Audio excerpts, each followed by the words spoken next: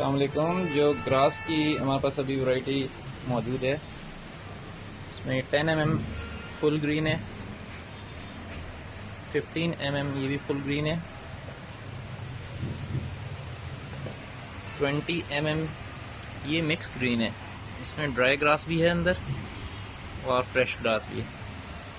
اسی طرح یہ 20 mm ہے, یہ فل گرین ہے, اس میں ڈرائی نہیں ہے, فل گرین ہے یہ. پھر اس کی 30 mm میں ہے, 30 mm میں یہ مکس گرین ہے, ڈرائی اور فریش گراس دونوں ہے اس میں.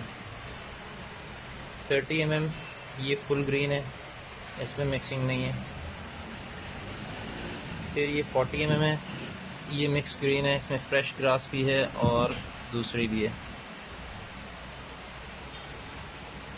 40 mm یہ فل گرین ہے. اس کے بعد پھر یہ 50 mm ہے, یہ مکس گرین ہے, اس میں ڈرائی گراس بھی ہے اور فریش بھی ہے.